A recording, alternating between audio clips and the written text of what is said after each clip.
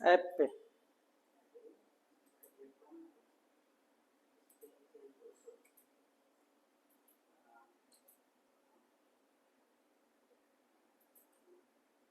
इतना देर। हेलो साथियों, welcome back to my YouTube channel DTA Bhagalpur and रास एजुकेशन पर आप देख रहे हैं बेहतरीन क्लास।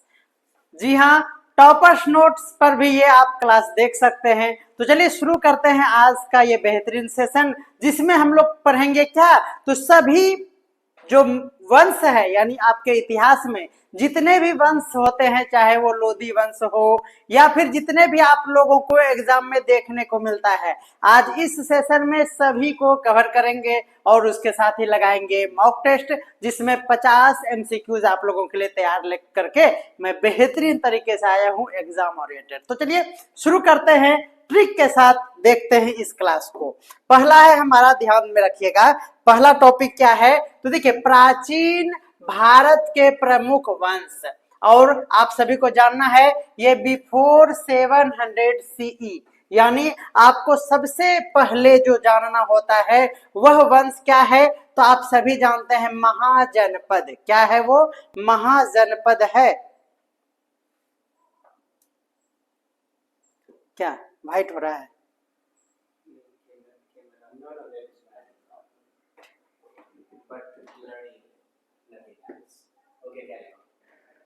ऑटो फोकस, रिमोट दे दीजिए, रिमोट।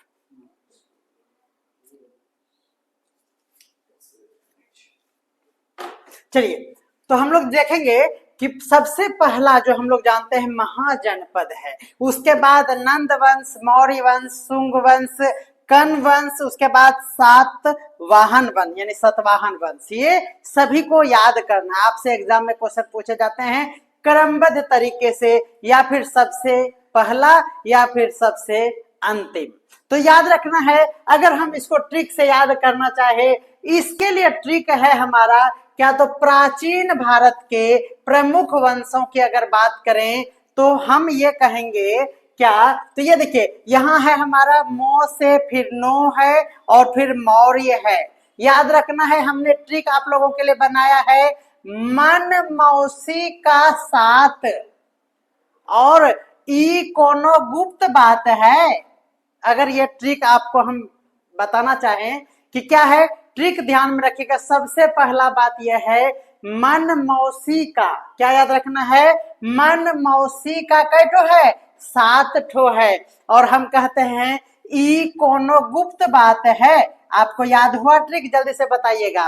मन मौसी का 7, ई कोनो गुप्त बात है। ये हमारे स्टाइल में आप सभी को याद करने के लिए मिलेगा बेहतरीन ट्रिक।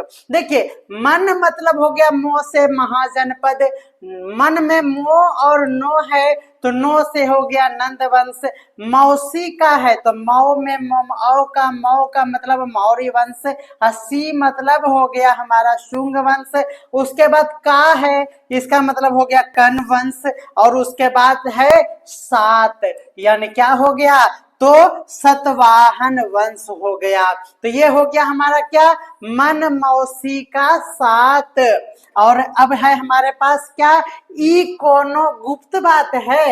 ई मतलब हो गया इवाक्षु वंश। उसके बाद है हमारा कोनो मतलब हो गया क्या, तो ये हो गया कुषाण वंश को से। और गुप्त बात है, इसका मतलब क्या हो गया, गुप्त वंश। और बात है का मतलब वाकाटक, याद रखना है वंश। और है का मतलब क्या हो गया, हर्ष वंश, या फिर हम लोग हर्षवर्धन वंश कहेंगे। ये आप सभी को याद हो जाएगा। आप एक बार फिर से इसको देख लीजिएगा, बार बार देखिएगा, आपको याद हो जाएगा। उसके बाद ध्यान में रखना है, आप सभी को बेहतरीन नोट्स प्रोवाइड कराया जा रहा है, जिसमें कि आप देख पाएंगे क्या, तो देखेंगे आप यहाँ पर कि इसका दिया हुआ है शासन काल। तो ये शासन काल को आप याद कर लेंगे, आप एक बार स्क्रीनशॉट इसका ले लीजिए, ठीक है। उसके बाद सबसे ज्यादा जो इम्पोर्टेंट है यहाँ पर है कि इसके प्रमुख शासकों का नाम, मुख्य शासक कौन है, ये बातें ध्यान में रखना है। अगर हम लोग शासक की बात करें तो महाजनपद के लिए आपको ध्यान में रखना है मगध, कौशल और अवंती। याद रखना है आपको, महाजनपद में आता है। याद रखना है शासकों के लिस्ट में मगध, कौशल और अवंती, ये बातें याद रखना है। नंद वंश के लिए याद रखना है क्या, तो ये है हमारा घनानंद अंतिम शासक इसमें हुआ करता था। तो याद रखना नंद से घनानंद आपको ध्यान में रह जाएगा। मौर्य वंश में आप सभी जानते हैं, तो याद रखना है चंद्रगुप्त मौर्य और अशोक महान, आप सभी को ये बातें ध्यान में रखना है। शुंग वंश की अगर बात करें तो आप सभी जानते होंगे पुष्यमित्र शुंग के नाम से ही ये शुंग वंश यानी शुंग वंश का शासक में आपको पुष्प याद रखना है, पुष्य मित्र शुंग का बात याद रखना है। अगर कण्व वंश की बात करें तो याद रखना है ये ब्राह्मण वंश का ये अंतिम ब्राह्मण वंश था। आपसे 5 नंबर आप स्टार लगा लेंगे और यह क्वेश्चन पूछा जाता है। अंतिम ब्राह्मण वंश की अगर बात करें तो कण्व वंश आएगा, ये बातें आपको ध्यान में रखना है। उसके बाद है सतवाहन वंश, वो किसके, तो ये दक्षिण भारत में, यह आप सभी जानते होंगे इसका क्षेत्र है दक्षिण भारत, ध्यान में रखना है। अगर इवाक्सु वंश की बात करें तो ध्यान में रखना है इसका क्षेत्र है आंध्र प्रदेश। कुषाण वंश की बात करेंगे तो कुषाण वंश में शासक की बात करेंगे तो कनिष्क, और बौद्ध धर्म के संरक्षण के रूप में इसे जानेंगे। और गुप्त वंश के लिए आप सभी जानते हैं यहाँ पर चंद्रगुप्त प्रथम और समुद्रगुप्त और चंद्रगुप्त, ये 2 याद रखना है। अगर वकाटक वंश की बात करेंगे तो यह दक्कन के क्षेत्र में यह फैला हुआ था। और हर्षवर्धन या वर्धन वंश की बात करें तो इसमें हर्षवर्धन और जो बार बार पूछा जाता है कि कन्नौज, तो ये बातें आपको ध्यान में रखना होगा। सबसे ज्यादा इंपॉर्टेंट जो आपके एग्जामिनेशन में बार बार पूछे जाते हैं कि सबसे पहला शासक या फिर सबसे पहला वंश या फिर अंतिम वंश या फिर अंतिम शासक, उसके साथ ही आपको कभी कभी हाई लेवल पे ये दिया जाता है कि क्या दिया जाता है कि इसे कालानुक्रम में सजाइए, यानी सबसे पहले कौन और सबसे बाद में कौन। तो याद रखना है इसमें आपको हमारा ट्रिक जो हमने बताया उसे याद रखेंगे क्या, तो याद मन मौसी का साथ और ई कोनो गुप्त बात है, ये बातें याद रखना है। किसके लिए, तो प्राचीन भारत में सबसे प्राचीनतम वंश की बात अगर होगा तो, ठीक है। अब चलिए, अब उसके बाद हम लोग मध्यकाल की बात करेंगे। तो मध्यकाल में हम लोग प्रारंभिक मध्यकाल की अगर बात करें और इसके प्रमुख बिंदुओं पर चर्चा अगर करेंगे तो 700 से 1200 ईस्वी में ध्यान में रखना है आपको कौन कौन से वंश आए थे। प्रारंभिक मध्यकाल में अगर हम बात करें तो राजपूत वंश आया था, पल्लव वंश आया था, चालुक्य वंश, राजपूत वंश, गुर्जर प्रतिहार वंश, पाल वंश और सेन के साथ साथ चोल वंश आपको ध्यान में रखना है। अब देखिए इतने सारे वंश में कंफ्यूजन हो जाएगा, तो हमने पहला ट्रिक आपको बताया। अब दूसरा ट्रिक भी आप सुनिए, कह रहा है राजपाठ चला गया। याद रखना है राज से राजपाठ मतलब यह हो गया राजपूत वंश, पाठ मतलब पौ से याद रखना है पल्लव वंश, चला गया मतलब याद रखना है चालुक्य वंश। तो राजपाठ चला गया 3 ठो याद रखना है, गया यहाँ पे कोई मतलब नहीं है इसका, तो राजपाठ चला गया है ना। उसके बाद नहीं कहते हैं कि राजपाठ तो चला ही गया, उसके साथ साथ क्या हुआ, तो याद रखना है कि राष्ट्र भी गुजर गया। चला गया कौन, तो राजपाठ, और राष्ट्र जो है वो गुजर गया, ये बातें ध्यान में रखना है। तो ये यहाँ तक याद हो गया 5 ठो। उसके बाद और क्या हुआ, क्यों ऐसा हुआ, क्योंकि पाल और सेन जो थे वह चालाक थे।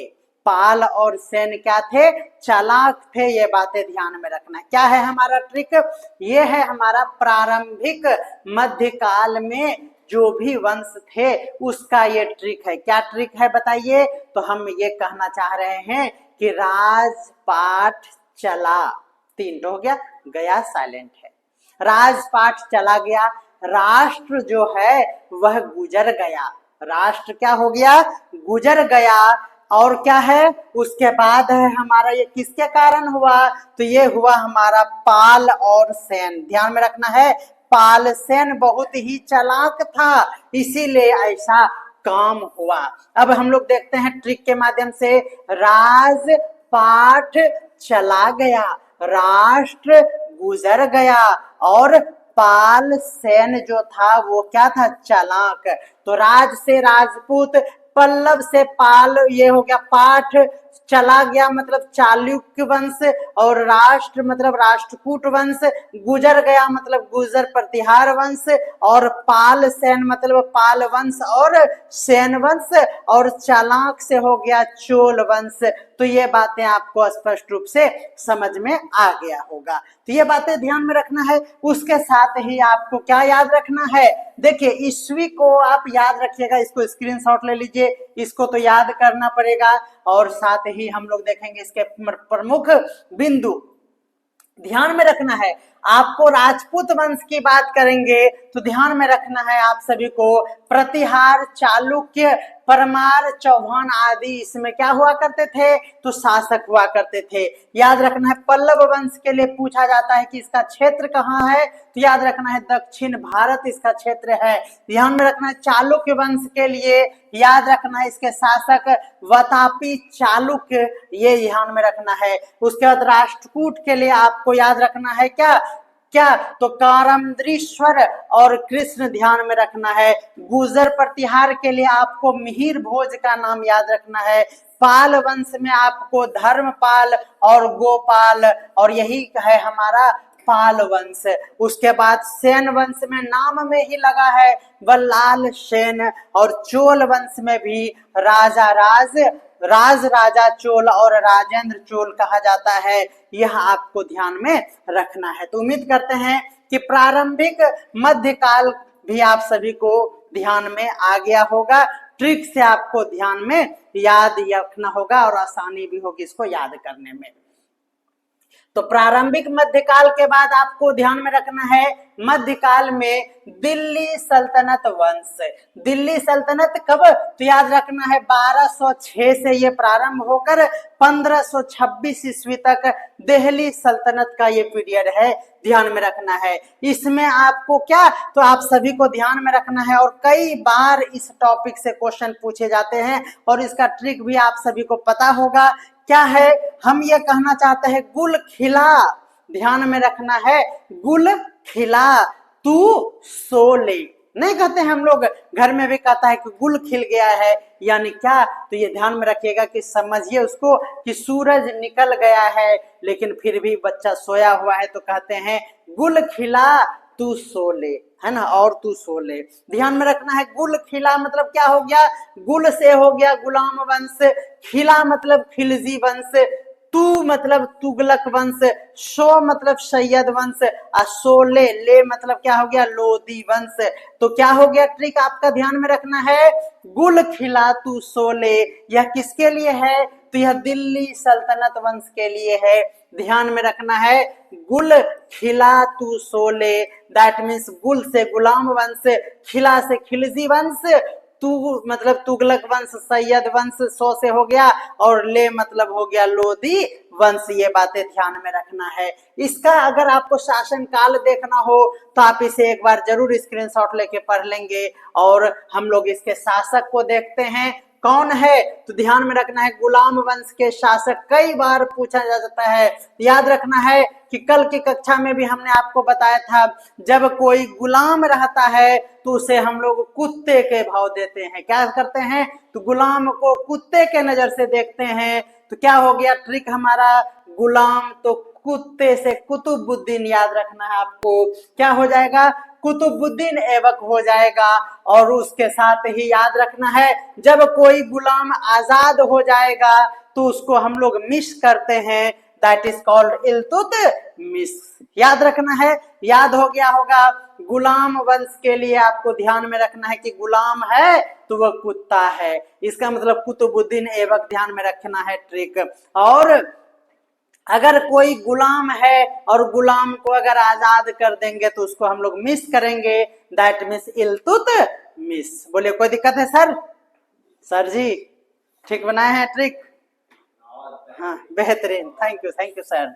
चलिए अगला है हमारा खिलजी वंश। क्या है, खिलजी वंश तो सभी को याद रहता है क्योंकि इसमें नाम में ही लगा हुआ है खिलजी, और खिलजी में बहुत सारे शासक नहीं, आपको एक शासक ही याद रहता है हमेशा, और वही आपका आंसर होना चाहिए, अलाउद्दीन खिलजी। कभी कभी क्या होता है कि हम जानते हैं अलाउद्दीन खिलजी इसका नाम है, लेकिन हम लोग दिमाग लगा देते हैं और कोई अन्य खिलजी में हम लोग खिलखिला के लगा देते हैं आंसर। तो नहीं, आपको ध्यान में रखना है खिलजी वंश के लिए वही नाम जो आपके जहन में बैठा हुआ है, अलाउद्दीन खिलजी का नाम।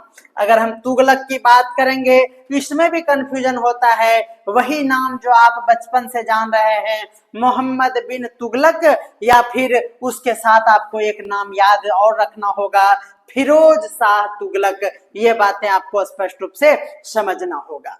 तो अगर आप इस बात को समझ पा रहे हैं तो ध्यान में रखना है। उसके बाद सैयद वंश। सैयद वंश कभी कभी क्या हमेशा कंफ्यूजन देता है, क्योंकि सैयद वंश में जो नाम है वो है खिर्ज खान, और ये बातें आप याद नहीं कर पाते हैं, इसीलिए ध्यान में रखना है सैयद वंश के लिए आपको याद रखना है खिर्ज खान का, और लोदी वंश के लिए सिकंदर लोदी का नाम, और उसके साथ इब्राहिम लोदी का नाम आपको ध्यान में रखना है। आपको यहाँ पर क्या होगा, तो जो हम ट्रिक बता रहे हैं उससे आपका अभी जो मॉक टेस्ट होने जा रहा है 50 MCQs का रैपिड फायर में, उसे ट्रिक करने में बहुत बहुत मजा आएगा। आप हमारे साथ लास्ट तक जरूर बने रहे, कहाँ जाइएगा ठंडी में। चलिए, मध्यकाल में अगर और सारे जो आपके एग्जाम ओरिएंटेड होते हैं उसमें से मुस्लिम वंश को देखा जाए तो आप सभी जानते हैं बहमनी वंश, और बहमनी वंश का ये क्षेत्र दिया गया है, ये दक्षिण भारत में कई बार क्वेश्चन पूछा गया है। राजा कृष्णदेव राय की अगर बात करें, जो विजयनगर साम्राज्य यानी वंश कहलाता है, और यह क्या है क्षेत्र, तो तुंगभद्रा बेसिन के लिए आपको ध्यान में रखना है। गुजरात सल्तनत ध्यान में रखना है। गुजरात सल्तनत की अगर बात करेंगे तो यह अहमदाबाद में अहमद शाह ध्यान में आपको रखना है। यह कुछ अन्य क्या थे, तो हमारा मुस्लिम वंश था। मुगल वंश और उसके उत्तरकालीन वंश की अगर बात करें तो मुगल वंश का आपको शासन काल याद रखना है। आप सभी जानते हैं कि 1526 ईस्वी में मुगल वंश का प्रारंभ माना जाता है, क्या हुआ है, और 1857 के विद्रोह से इसको समाप्त समझा जाता है। इसमें सभी बहुत सारे महत्वपूर्ण शासक आए थे, बाबर, अकबर, शाहजहां, औरंगजेब, हुमायूं, ये सब क्या है, तो ये बातें आपको महत्वपूर्ण है, याद रखना है। शूर वंश की बात करें तो शेर शाह सूरी से आपको ध्यान में रखना है, शेर शाह सूरी से सूर वंश की स्थापना, और ये कब हुआ था, तो 1540 ईस्वी से। कब, तो 1540 आपको ध्यान में रखना होगा, ठीक है।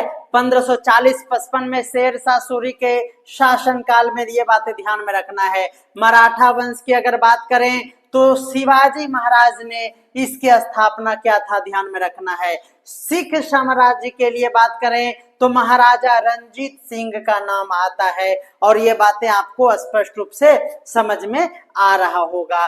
तो याद रखना है आप सभी को, हमारा ये कंटेंट आप सभी के लिए बहुत बहुत इंपॉर्टेंट है, ध्यान में रखना है। प्राचीन भारत के महत्वपूर्ण वंश में अगर और हम कुछ देखें तो क्या देखने को मिलता है, तो ये देखिए, ये बहुत ही इंपॉर्टेंट है। कौन सा वंश, तो ध्यान में रखना है, यह आपके सभी एग्जाम के लिए जरूरी है, और ये ज्यादातर बीपीएससी में देखिए ये पूछा हुआ प्रीवियस ईयर का क्वेश्चन है, जिसमें आपको हर्यक वंश क्या है, शिशुनाग वंश, नंद वंश, मौर्य वंश, शुंग वंश, कुषाण वंश, गुप्त वंश, वर्धन, जिसको हर्षवर्धन करते हैं, पाल और सेन। हमने इसका ट्रिक अभी बता दिया है, आपको हम लिस्ट प्रोवाइड करा रहे हैं, आपको कहीं भटकना नहीं है, आपको प्रीवियस ईयर पलट के भी नहीं देखना है। आप इसका स्क्रीनशॉट ले लीजिए, मैं स्क्रीन से हट जा रहा हूं, आप इसका स्क्रीनशॉट ले लेंगे। यहाँ पर उसके शासन काल के बारे में भी दिया गया है, महत्वपूर्ण शासक जैसे बिंबिसार, अजातशत्रु, और ये एकदम काफी इंपॉर्टेंट है, इससे कई सारे क्वेश्चंस पूछ लिए जाते हैं, तो ध्यान में रखना है आप सभी को। विशेष जानकारी इसमें यह है कि आपसे अब यहाँ पर जो मुख्य बातें हैं उसे आप थोड़ा सा नोट करते चलेंगे। याद रखना है कि मगध का पहला राजवंश आपसे पूछा जाता है। मगध का पहला राजवंश, तो ध्यान में रखना है आपका ना आंसर होगा हर्यक वंश, ध्यान में रखना है। उसके बाद याद रखना है क्या, तो जब नंद वंश की बात होगा तो अंतिम नंद कौन थे, तो याद रखना है धनानंद आपका बिल्कुल सही जवाब हो जाएगा। आपसे अगर क्वेश्चन पूछा जाए भारत का प्रथम साम्राज्य पूछा जाए तो ध्यान में रखना है क्या, तो याद रखना है मौर्य वंश आपका सही आंसर हो जाएगा। ध्यान में रखना है क्या, तो याद रखना है अगला जो हमारा सबसे महत्वपूर्ण है, याद रखना है स्वर्ण युग, नालंदा विश्वविद्यालय और फहियान का आगमन किस वंश में हुआ था, ये क्वेश्चन पूछा जाता है। तो गुप्त वंश, आपसे गुप्त वंश का शासक पूछा जाएगा तो चंद्रगुप्त प्रथम और उसके साथ समुद्रगुप्त और चंद्रगुप्त टू आपको ध्यान में रखना है। देखिए ये बहुत बहुत बार इंपॉर्टेंट है क्वेश्चन, कई बार पूछा गया है कि स्वर्ण युग की शुरुआत किस वंश में हुई थी, तो स्वर्ण युग के लिए आपको गुप्त, देखिए जब आपके घर में सोना होगा तो आप उसे छुपा कर ही रखेंगे, तो स्वर्ण युग के लिए उसे गुप्त तरीके से रखना होगा। नालंदा विश्वविद्यालय अब नहीं है ना, तो कहेंगे है लेकिन नीचे छिपा हुआ है, यानी आपको नालंदा विश्वविद्यालय के लिए भी वो गुप्त की बात है, यानी नीचे याद रखना है वो छिपा हुआ है। फहियान याद रखना है का आगमन भी गुप्त वंश में हुआ था। ठीक है, चलिए अगला है हमारा जो सबसे इंपॉर्टेंट है वह क्या है, तो जिस तरह से नालंदा विश्वविद्यालय के लिए हमने बात किया उसी तरह से विक्रमशिला विश्वविद्यालय की अगर बात होगी तो आपको पाल वंश का नाम याद रखना है। क्या याद रखना है, पाल वंश का आपको ध्यान में रखना है कि पाल वंश बोले तो क्या, तो विक्रमशिला विश्वविद्यालय, और अगर हम गुप्त वंश की बात करेंगे तो नालंदा विश्वविद्यालय आपका बिल्कुल सही जवाब हो जाएगा।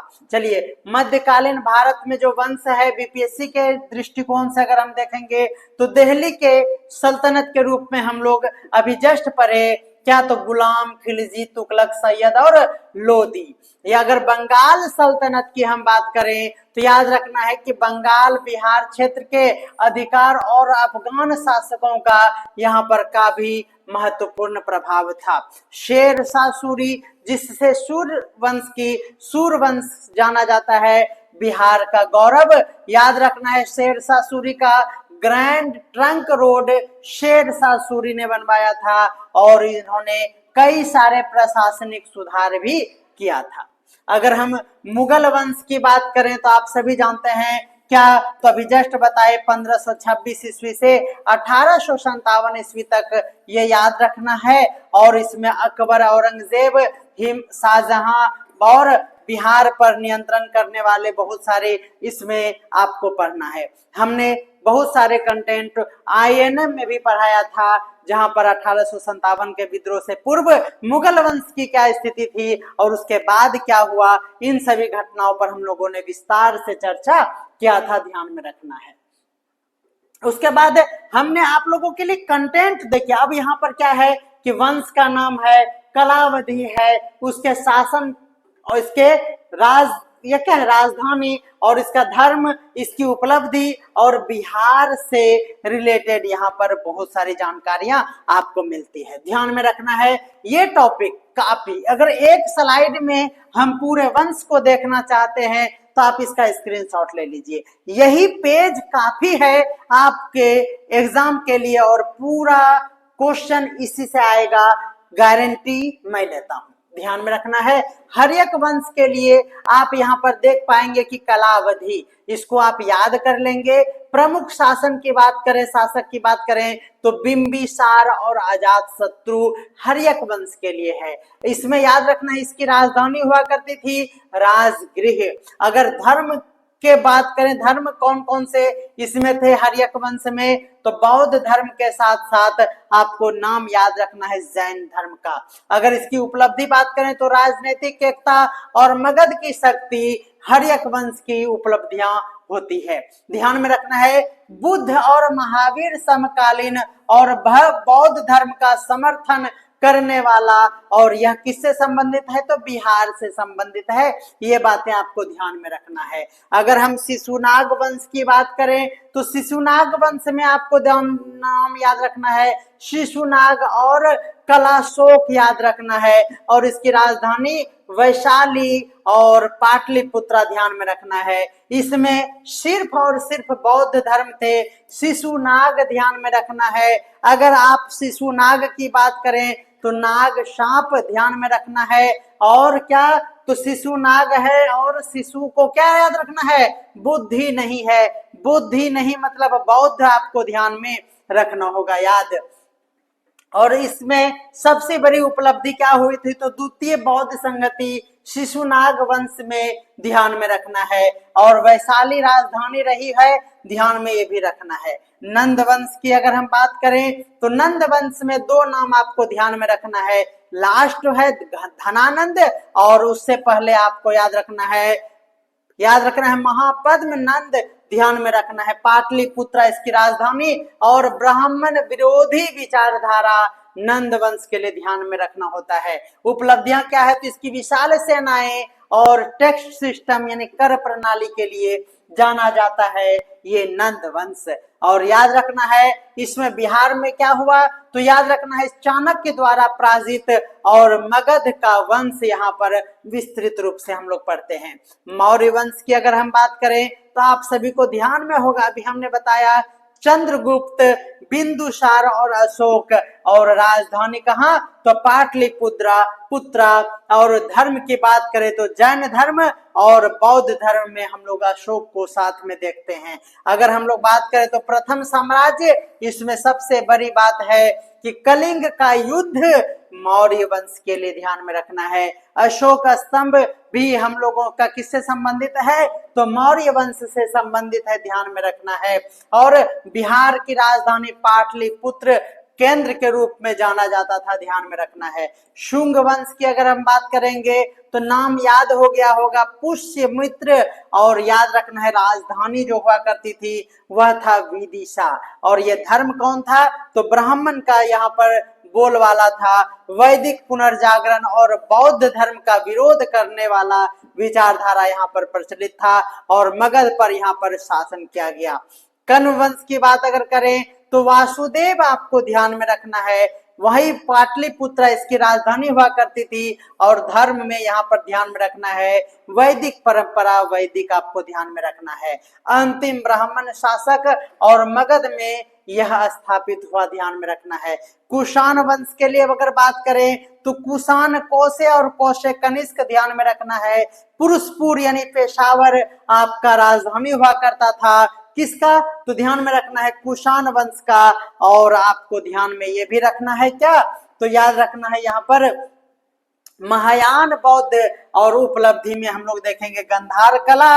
चौथी बौद्ध संगति जो है आपसे क्वेश्चन पूछा जाता है, प्रथम बौद्ध संगति आपसे पूछा जाता है, द्वितीय बौद्ध संगति आपसे पूछा जाता है, चौथी यानी आपको प्रथम द्वितीय तृतीय बौद्ध संगति के बारे में भी विस्तार से अगले क्लास में चर्चा जरूर करेंगे। आज हमारा टॉपिक है क्या, तो वंश को देखना, तो हम लोग वहीं पर रहेंगे, ध्यान में रखना है, भटकेंगे नहीं।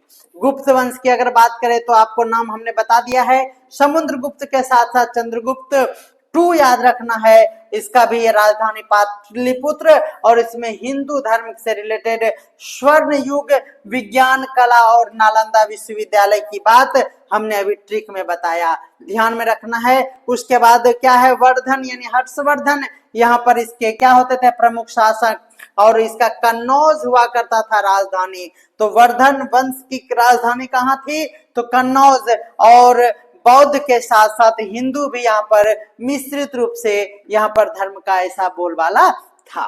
याद रखना है सौंग यात्रा और हर्ष चरित्र ध्यान में रखना है, और इसमें मगध क्षेत्र से इसका संबंध था। ये बातें आपको स्पष्ट रूप से समझ में आ रहा होगा। यानी अब बिहार में अगर बात करें, बिहार केंद्रित प्रमुख वंश की बात करें तो पाल वंश, सेन वंश, और क्या है तो कालचूरी वंश जिसको चेदी वंश भी कहा जाता है। और क्या है प्रमुख शासक तो गोपाल, धर्मपाल और देवपाल, ये पाल के लिए हो गया। सेन में हमारा बल्लाल सेन और लक्ष्मण सेन, सेन वंश के लिए हो गया। और हमारा कालचूरी वंश जो है लक्षण राज याद रखना है आपको। राजधानी की बात अगर करें हम पाल वंश के लिए मुंगेर, पाटलिपुत्र और विक्रमशिला। अगर सेन की बात करें तो याद रखना है नादिया। और अगर हम कालचूरी की बात करें तो वो त्रिपुरी, यानी आपको ध्यान में ये रखना है। धर्म में आपको ध्यान में रखना है सेन और कालचूरी वंश के लिए आपको हिंदू याद रखना है, और पाल वंश के लिए आपको बौद्ध धर्म का ध्यान में रखना है। जैसे ही पाल वंश की बात होगी तो नालंदा विक्रमशिला विश्वविद्यालय और बौद्ध धर्म संरक्षण की बात होगा। और सेन वंश में वर्ण व्यवस्था और ब्राह्मणवाद का पुनरुत्थान ध्यान में रखना है। और अगर हम लोग कालचेरी की बात करें तो याद रखना कालचूरी वंश में आपको क्षेत्रीय नियंत्रण था और दक्षिण बिहार में इसका प्रभाव ज्यादा देखने को मिलता है। ये बातें ध्यान में रखना है। चलिए, तो आप सभी को हमने वंश के बारे में विस्तार से, एक भी प्रश्न आपका नहीं छूटने लायक, सब कुछ बताया। अब हम आपसे पूछना चाहेंगे महत्वपूर्ण प्रश्न। तो चलिए 50 क्वेश्चन के इस श्रृंखला में भाग लेते हैं और कमेंट में आंसर देने के लिए हो जाइए तैयार, बिकॉज हम हैं तैयार। तो देखिएगा, पहला क्वेश्चन आप सभी के लिए ट्रिक काम आएगा या नहीं वही देखना है। चलिए, अगर पहला है हमारा खिलजी वंश का प्रमुख शासन, याद रखना है खिलजी है तो अलाउद्दीन खिलजी आपका बिल्कुल सही जवाब हो जाएगा। चलिए नेक्स्ट क्वेश्चन देखिएगा। नेक्स्ट क्वेश्चन है हमारा, क्या है क्वेश्चन तो देखिएगा, पाल वंश के लिए हमने बताया कि पाल वंश के लिए आपको धर्मपाल नाम याद रखना है। अगर सूर वंश की बात करें तो आपको याद रखना है सूर वंश की राजधानी पूछा गया है, सभी जानते हैं शेरशाह सूरी, शेरशाह सासाराम, ध्यान में रखना है। पाल वंश की राजधानी हमने अभी जस्ट बताया, तो क्या याद रखना है ऑप्शन के अकॉर्डिंग, यहाँ पर मुंगेर आपके लिए बहुत इंपॉर्टेंट आंसर हो जाता है, ध्यान में रखना है। लोधी वंश के लिए याद रखना है दिल्ली उसकी राजधानी हुआ करती थी, लोधी वंश का। मौर्य वंश के प्रमुख शासक हमने बताया कि ज्यादा दिमाग ना लगाते हुए मौर्य बोले तो चंद्रगुप्त मौर्य का नाम याद होता है। गुप्त वंश की बात अगर करें कि गुप्त वंश को युग का निर्माता कहा, यानी ये क्या है तो याद रखना हमने बताया कि स्वर्ण युग, यानी सोने को हम गुप्त रूप से रखेंगे, ध्यान में रखना है। हर्षवर्धन की राजधानी पूछा जाए तो कन्नौज आपको ध्यान में रखना है, कन्नौज आपको ध्यान में रखना होगा। नंद वंश के अंतिम शासक की बात करें तो धनानंद अंतिम शासक हुआ करता था, बिल्कुल ध्यान में रखना है। चलिए, कुषाण वंश के दौरान किस कला का विकास हुआ था? कुषाण वंश में याद रखना है गांधार कला का, क्या याद रखना है आपको? गांधार कला आपका बिल्कुल सही जवाब हो जाएगा। याद रखना वर्धन वंश की राजधानी आपसे पूछा गया है, हर्षवर्धन वर्धन बोले तो कन्नौज आपको ध्यान में रखना है। गुप्त वंश के प्रसिद्ध शासक की बात करें तो गुप्त वंश में चंद्रगुप्त टू ध्यान में रखना है, क्या याद रखना है? चंद्रगुप्त टू आपको भूलना नहीं है। कण्व वंश की अंतिम शासक की बात करें तो वासुदेव आपको ध्यान में रखना है। शुंग वंश की बात अगर करें तो पुष्यमित्र ध्यान में रखना है आपको। आगे बढ़ते हैं, करा कि कुषाण वंश की बात करें तो कुषाण वंश में आपको पुरुषपुर ध्यान में रखना है। नंद वंश की बात अगर करेंगे तो पाटलिपुत्र आपका बिल्कुल सही जवाब हो जाएगा। अगला है मौर्य वंश के किस शासक ने बौद्ध धर्म अपनाया था?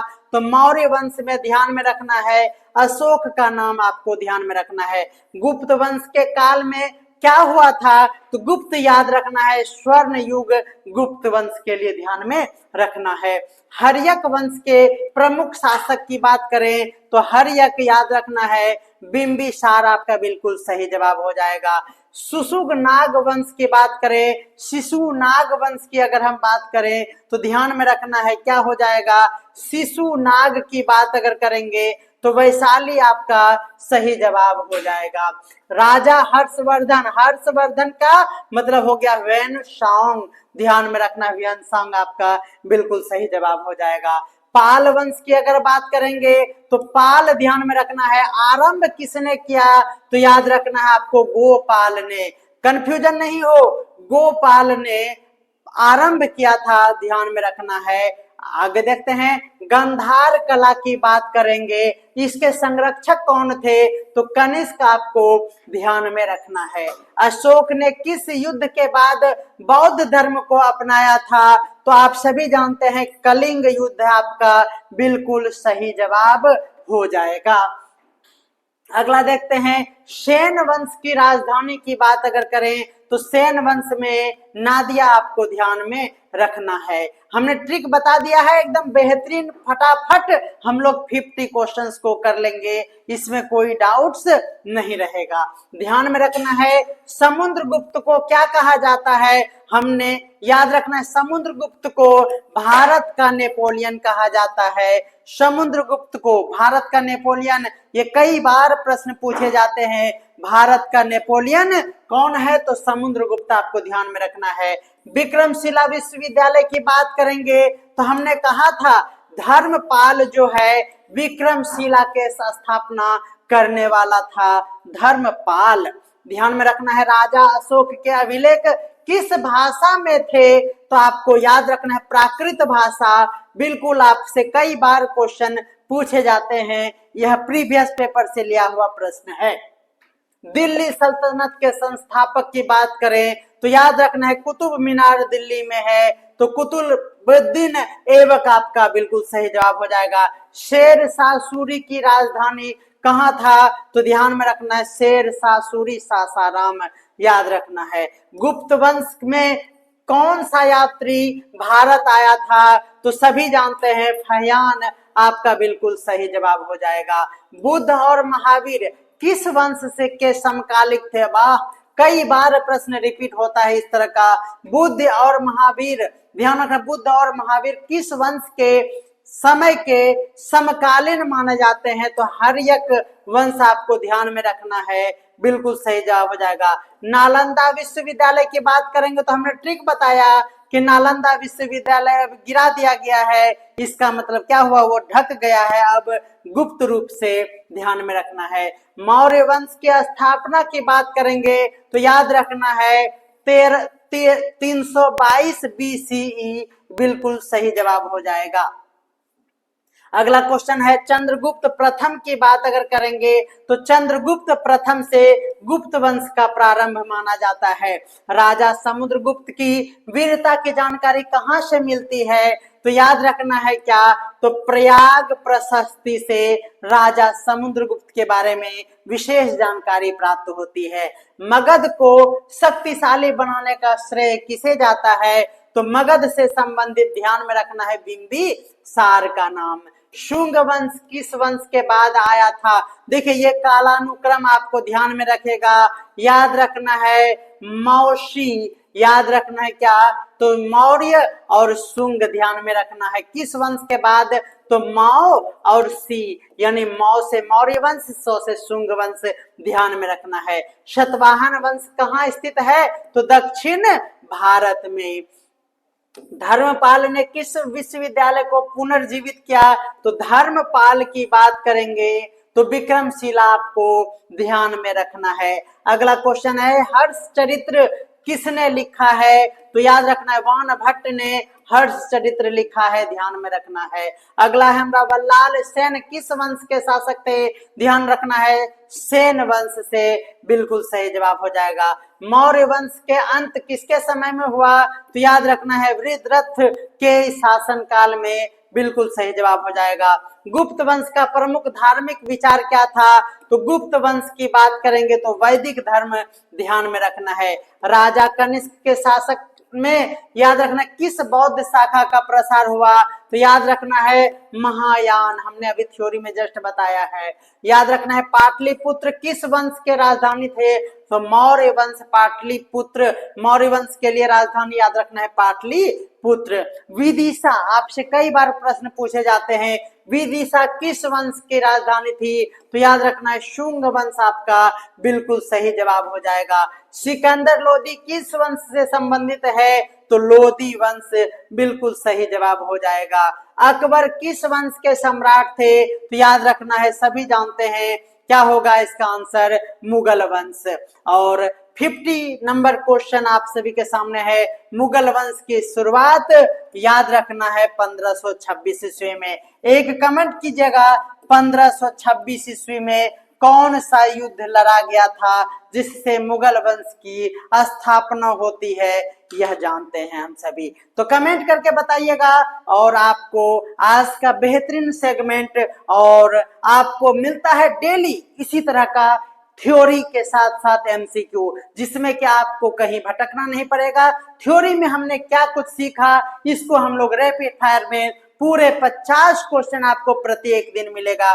तो आज ही हमारे चैनल से जुड़े, चैनल को सब्सक्राइब करें और बेहतरीन तरीके से पीडीएफ के साथ अगर आप क्लास चाहते हैं तो हमारा पेड कोर्स जरूर ज्वाइन करें। डिस्क्रिप्शन में दिया हुआ है एप्लीकेशन का लिंक। तो मिलते हैं अगले क्लास में जल्दी, तब तक के लिए सभी को bye bye, love you all, धन्यवाद।